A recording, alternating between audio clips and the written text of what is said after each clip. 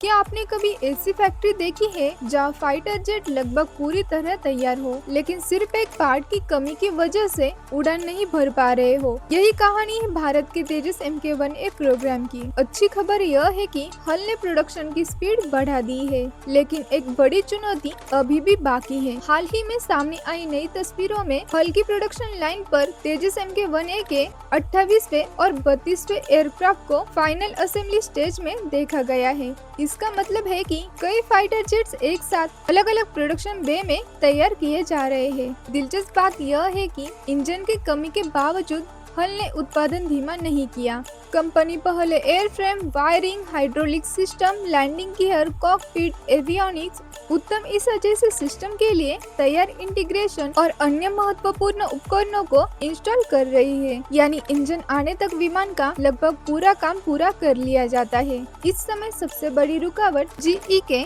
F404 IN-20 इंजनों की supply है। रिपोर्ट्स के मुताबिक अब तक केवल कुछ इंजन ही हल को मिले हैं। यही वजह है कि तैयार विमान भी भारतीय वायुसेना को सौंपे नहीं जा सके हैं। लेकिन हल की यह रणनीति बेहद समझदारी भरी है। जैसे ही इंजन बड़ी संख्या में आने शुरू होंगे, पहले से तैयार एयरफ्रेम में इंजन फिट करके तेजी से फ्लाइट टेस्ट और डिलीवरी शुरू की जा सकेगी। यानी आने वाले महीनों में तेजस MK-1A की डिलीवरी अचानक तेज होती दिखाई दे सकती है। यह सिर्फ एक फाइटर जेट की कहानी नहीं है, बल्कि भारत की रक्षा निर्माण क्षमता की भी कहानी है। हल अब साबित कर चुका है कि उसकी उत्पादन क्षमता पहले जैसी बाधा नहीं रही। अब असली परीक्षा है इंजन सप्लाई चेन की। अगर GE समय पर इंजन देना शुरू कर देता है, तो भारतीय वायुसेना को जल्द ही एक साथ कई नए तेजस MK-1A फाइटर जेट मिल सकते हैं और यही भारत की एयर पावर को अगले दशक में नई मजबूती देगा। आपको क्या लगता है, क्या भारत को भविष्य में